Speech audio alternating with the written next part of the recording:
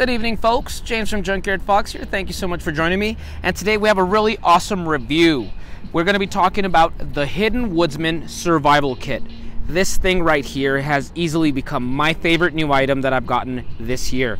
This thing just holds so much and it's so well made. It's so handsome and it's just so versatile at the same time. So I hope you guys did enjoy your little skit. As you could tell, I wanted to move away from the desert and the forests and do something completely different. And it's been a while since we've done some urban survival stuff, and it's also been a while since we did a little bit of a survival scenario kind of thing. So mix them together along with a great piece of gear, and I hope you guys really enjoyed this video. We had a ton of fun making it. So anyways, let's get started taking a look at this bad boy right here. This is about 8 inches by 6 inches by 2 inches, and I do say about because it's really going to fluctuate depending on how much stuff you put in there. As you can tell, mine is packed to the gills. This is easily about 3 inches wide, probably a little bit more, and it's still holding on very strong. Now the fabric is 500D and 400D Cordura nylon, so it's going to be water resistant, really rugged against the environment. I live in the land of thorns and spines, and all my Hidden Woodsman stuff is holding up just fine. Now the outside does have a Velcro panel, so you can put whatever morale patch you want depending on what you want to put in there. Say you want to get one of these and make it your fire kit. I could see like a fire logo there. Or you want to make a first aid kit. I could see the first aid kit logo there. So it all, or whatever you like. I just put a Hidden Woodsman logo there. Now the front here does have a zippered pocket for just immediate stuff you want to get in there. Normally I'll have something for my everyday stuff like a portable power bank for my phone or something. And then now he does have rubber logos. So before his little logo was a little bit of fabric, and I liked them just fine, but now, I mean, he's really stepped it up. This feels really cool. It feels, three-dimensional, so it's really cool, the little pine trees. Now, of course, for those of you who may not know, the Hidden Woodsman is my buddy Malcolm Coder. He is in New England, and he makes this stuff, he designs them, and he makes them himself. So these are handcrafted here in the United States. So not only are you getting a functional piece of kit, you're also getting a functional piece of art. I mean, this thing, just the imagination and the versatility that this thing has, just, wow, I'm just impressed. He just keeps getting better and better. So it does sell for $45.99. Once again, this is American-made, handcrafted, with American-made materials, really good stuff. Now, this pattern right here is called the Black Multicam pattern. This is only found in his Amazon store exclusive. So this pattern, I wanted something a little bit more urban, obviously. But, I mean, if you want different colors, every once in a while he'll do different types in his website. I think last time I saw he had a red one. So, for a first aid kit, that looks pretty cool. Now, I did add some paracord on the handhold just to make this, improvise it as a bit of a haversack. So obviously it doesn't come with that. I added that for the sake of this little situation, this little scenario. And then of course up here I have a cotton bandana, and that way it's just not jabbing onto my, the paracord. It's just uncomfortable on my shoulder. So this provides a bit of padding. So obviously this has just been, for this urban hobo survival scenario, I added that. And of course, out here on the handhold, I also have the Hidden Woodsman tinder bag. You saw it in action earlier. So let's open it up. Okay, so obviously right now I have it packed with my stuff. Later on I'll show how it comes out, when you first purchase it. So this does have a slip mat pocket underneath here. It does have a zippered pocket and elastic gear keepers and a deer ring. So, I mean, this is just so well designed, and as you can tell, I am just packing a lot of stuff in here. Alright, so first things first, on the deer ring, I do have a One Tigress waterproof capsule. So, for this, my theory for this thing is, it's waterproof. It's going to have some stuff you may need really bad. For example, medication. Now, I am fortunate enough that I don't really need medication outside of the occasional headache. I don't have a lot of medical problems, so I do have some ibuprofen in here. But say whatever medical condition you may have, I think this makes sense. Now, for the moment, I also put a couple bucks in here. We are in the city, so hunting and trapping and gathering that stuff, it just takes a seat back to, purchasing cans of soup, Vienna sausages, ramen, that kind of stuff. So a couple bucks are going to be necessary for, once again, my urban survival type situation. Waterproof capsule, and I do have a review on this as well, so in case you guys have more questions on that. Okay, right here in the middle, we do have another elastic band, and I have a little bit of some 36 Bankline. You know, I like Bankline because it's quite thinner than paracord, and so you can pack a lot more. Now, this isn't a lot. I think this is about 20 feet, just in case I needed to set up a little tarp shelter, or, you know, a hang line for some clothing to dry out, something along those lines. So we have cordage. Over here, one of these elastic bands, I do have my multi-tool. Now, for the sake of this video, I really wanted to avoid stuff on my body. So realistically, guys, if you find yourself in a situation where you need this, if you're watching this video, there's a high chance you already, you know, practice preparedness and survival and bushcraft, so you probably have your knife on you and that kind of stuff. But I'm just trying to focus just this, all my stuff here. So I have no fixed blade on me for this little situation. So the Leatherman in an urban survival situation is going to have, of course, pliers, scissors, and here's my blade.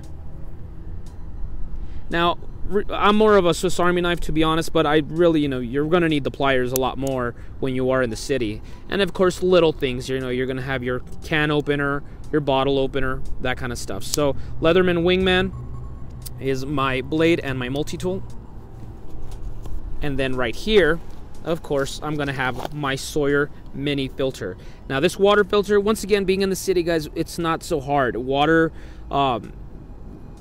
Getting water isn't so much of an issue in this situation, because you could just walk into a McDonald's, you could just walk into a restroom, a building, and they have a sink. So it's not too big of an issue, but it never hurts. Never hurts to have something along these lines. Okay, now moving on to my fire source. Once again, being in the city, fire isn't so much of a big deal. We're not going to be busting bow drills in an alley. You got yourself a lighter, and lighters, are pretty cheap, about $1. Probably, and they're everywhere, every corner, every gas station. Sometimes you can just get a free pack of matches, so it's not so much of a big deal. But I do have, of course, my BIC Lighter. Once again, keep in mind, realistically, if something was to happen, I'm going to have my ferro rods and my flint and steel. But just keeping stuff in this bag, I have my BIC. And then in here, this complements the Sawyer Mini. And this is just a little bag. As you saw it in action, you're not going to be able to have like a canteen cup in here or something like that. So something that can fold up, yet still provide me some water. Some way to transport water back and forth. I like this. Now, of course, once again, in the city, you're probably going to get like a big gulp cup. But just in case you don't, doesn't hurt to have this. And of course, for eating, we do have this Light My Fire titanium spoon and fork combo. And then in here, this little pocket, I think I got everything from in here. Of course, you saw this earlier, and this is my little portable stove. Now, portable stoves are a thing that I don't use often when I'm out camping or I'm out in the mountains, because I could just get a campfire going, right?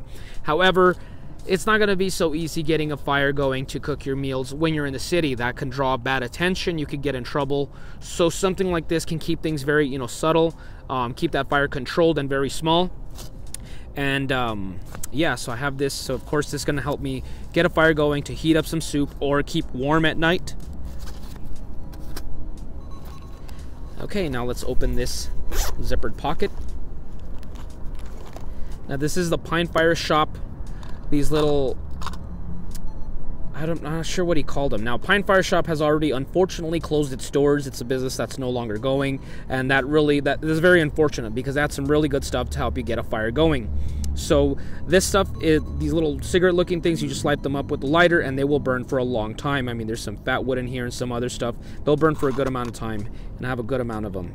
So I try to use these very rarely, because once again, Pine Fire is out of business, and I really enjoy these. So I just save them for emergencies. And of course, I do have a tin in case I need a tin for anything else, like making char cloth for whatever reason. Okay, now for a light source, I do have this cheapy Energizer battery headlamp. And yeah, it's okay. I'm not much of a headlamp kind of guy. I'm more of a flashlight kind of guy. But yeah, normally I have flashlights on me. But for here, I'm going to have this. And of course, being in the city, there's light everywhere. There's street lights and all kinds of stuff. So it's not too big of an issue. But, you know, if you're going to be in some dark place, you're going to need some lighting. Oh, and then the water key. Now, you saw this in action earlier. Now, like I said earlier, you could just walk into a sink and use water there, or you could just ask for a cup of water at a burger joint. However, in case for whatever reason it's late at night or something and you need to get some water, this is really going to help you get some water from the sides of buildings.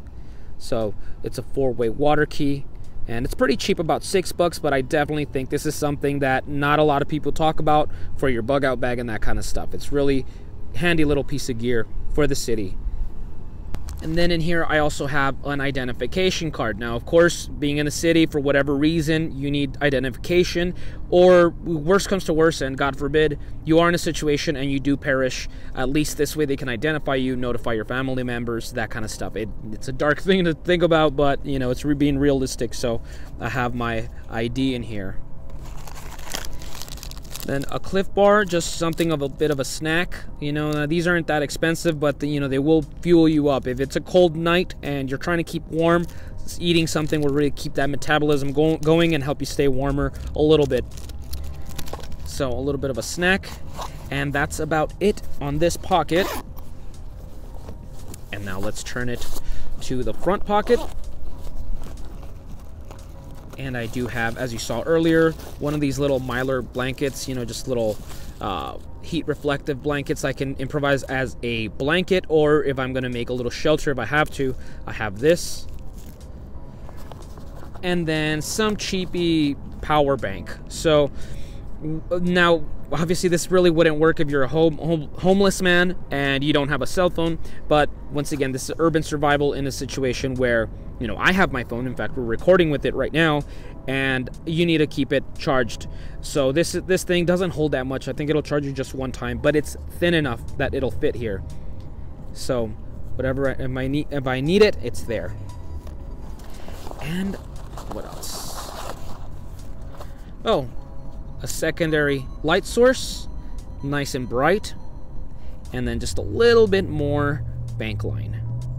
So as you saw, we have our cutting tool, we have our combustion, we have our cover, we have cordage, we have candling, we have a container. So we have the basics here. Once again, not including the stuff I would normally have on my person. Now, playing the role of a hobo, I'm, you know, limited to what I gave myself this time, but normally, of course, I would have my fixed blade, my ferro rod, my cell phone, all that kind of stuff.